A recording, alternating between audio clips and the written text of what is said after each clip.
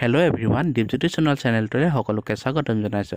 আজি মই লৈ আহিছো চকলেট কেকৰ ৰেচিপি। কেনেকনো চকলেট কেক বনাব পাৰি তাকে দেখাব খুজো। তেনেহলে পলম নকৰি বলক ভিডিওটো আৰম্ভ কৰো।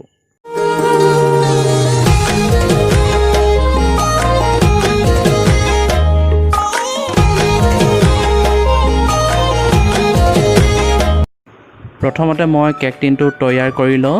প্ৰথমতে এনেদৰে ৰিফাইন অলপমান ঢালি লৈছো আৰু ঢালিলে মানে চাইতে এনেদৰে হাতেৰে এনেদৰে ঘূৰাই সকলো চাইতে লগাই দিব এনেদৰে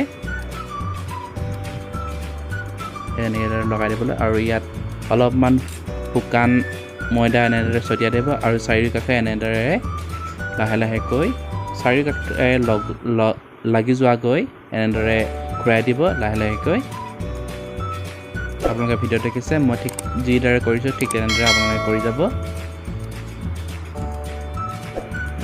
এতিয়া মই একাষত থৈ দিম। এতিয়া এটা পাত্ৰত মই ইয়াত এনেদৰে কণী দি দিছোঁ। কণী দুটা মই ব্যৱহাৰ কৰিম। এই কণী এটা আৰু এইটো এটা কণী ব্যৱহাৰ কৰিম, দুটা কণী ব্যৱহাৰ কৰিম। এতিয়া এই কণীকেইটা এখন চামুচেৰে এনেদৰে ঘুলি লৈছোঁ।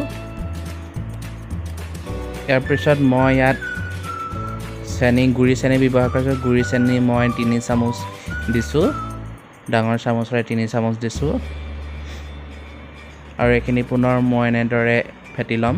কণী আৰু গুড়ি চেনিবোৰ এনেদৰে ফেটি ল'ব লাগে।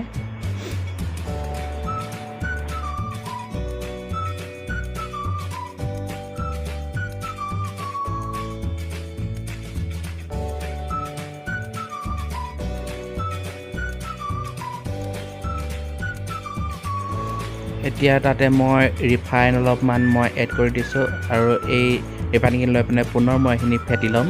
চেনি, কণী আৰু ৰিফাইন গোটেইবোৰ একেলগতে মই এনেদৰে ফেটি ল'ম। আপোনালোকে ভিডিঅ'ত দেখিছে।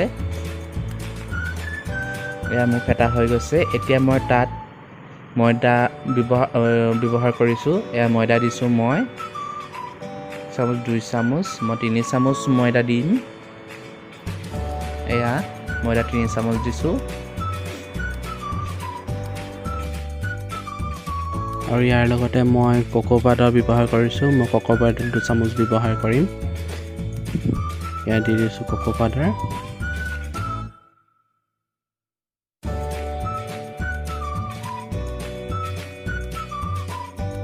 ইয়াৰ লগতে মই এয়া বেকিং পাউডাৰ 1 চামুচ দিছোঁ।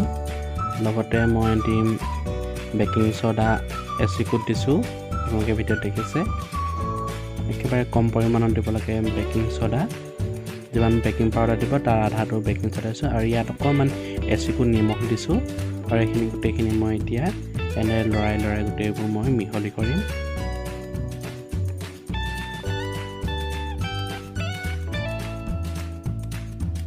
ব্লেণ্ডাৰ থাকিলে ভালে কথা। ব্লেণ্ডাৰতো আপোনালোকে এনেদৰে এইখিনি গোটেইবোৰ মিক্স কৰি যাব পাৰে। মোৰ ওচৰত ব্লেণ্ডাৰ যিহেতু নাই সেইকাৰণে মই এখন চামুচেৰে এনেদৰে ঘূৰাই লাহেকৈ এইখিনি গোটেইবোৰ মিহলি কৰি গৈছোঁ। আপোনালোকে ভিডিঅ'ত দেখিছে।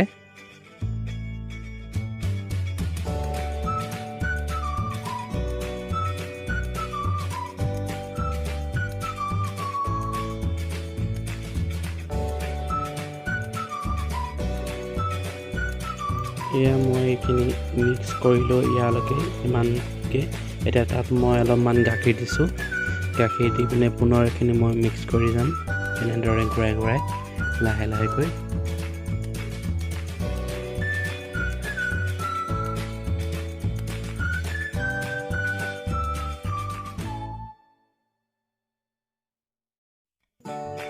ডাঠ হৈ থকাৰ কাৰণে আৰু অলপ মই গাখীৰ দি দিছোঁ। আকৌ পুনৰ মই এনেদৰে ঘূৰাই মিহলি কৰিম। এয়া আপোনালোকে ভিডিঅ'ত দেখিছে। এনেদৰে লাহেকৈ গোটেইবোৰ ঘূৰাই মিহলি কৰিব লাগে লাহেকৈ।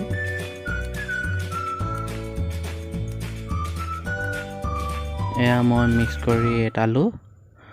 ইয়াৰ কনচিষ্টেঞ্চিটো বৰ বেছি পাতলো হ'ব নালাগে, বৰ বেছি ডাঠো হ'ব নালাগে। আপোনালোকে ভিডিঅ'ত দেখিছে।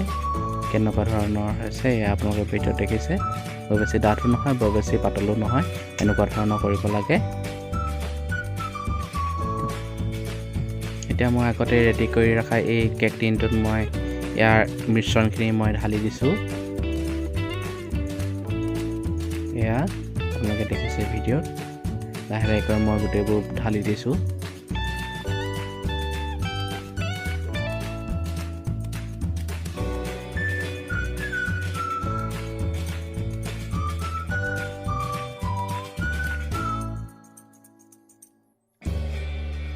আৰু ঢালি সম্পূৰ্ণ হ'লে এনেদৰে মই দেখুৱাৰ দৰে অলপ টুকুৰিয়াই দিব টুকুৰিয়াই দিলে আচলতে বাবলছ নুঠে এতিয়া মই এটা কুকাৰ পাতি লৈছিলোঁ কুকাৰটো 10 মিনিটমান মই প্ৰি হিট হ'বলৈ দিছিলোঁ এতিয়া মই তাত এডাল ষ্টেণ্ড পাতি দিছোঁ আপোনালোকে ষ্টেণ্ড নাথাকিলেও আপোনালোকে সৰু বাতি বা টিফিন টকাৰ ওলোটিয়াই ল'ব পাৰে এয়া মই ইয়াত দি দিছোঁ মোৰ ষ্টেণ্ডডালতে মই কেক পেনটো দি দিছোঁ এয়া আপোনালোকে ভিডিঅ'ত দেখিছে এতিয়া মই এই কুকাৰৰ মুখনিখনৰ চিটিটো আৰু গাস্কেটডাল এৰুৱাই লৈছোঁ আৰু তাত মই এতিয়া লগাই দিম এনেদৰে লগাই দিব লাগে আৰু 30 মিনিটৰ কাৰণে এৰি দিব লাগে প্ৰায় 30 মিনিটৰ পিছত এয়া চাওক কেকটো ফুলি উঠিছে এতিয়া মই এডাল সৰু লাঠি ভৰাই চাইছোঁ ইয়াত যিহেতু লাগি নাই হা তেনেহ'লে কেকটো ৰেডি হ'ল বুলি গম পালোঁ এয়া তৈয়াৰ হৈ গ'ল মোৰ চকলেটৰ কেক এইটো আপোনালোকে পিছত আইচিং কৰি জন্মদিনতো ব্যৱহাৰ কৰিব পাৰে কাৰোবাৰ বাৰ্থডে হ'লে এনেদৰে বনাব পাৰে আইচিং কৰি ল'ব পাৰে যদিহে ভিডিঅ'টো ভাল লাগিছে লাইক কৰিব শ্বেয়াৰ কৰিব কমেণ্ট কৰিব আৰু মোৰ চেনেলটো ছাবস্ক্ৰাইব কৰিব আকৌ এটা নতুন ৰেচিপি লৈ অহাৰ প্ৰতিশ্ৰুতি আজিলৈ বিদায় মাগিছোঁ ধন্যবাদ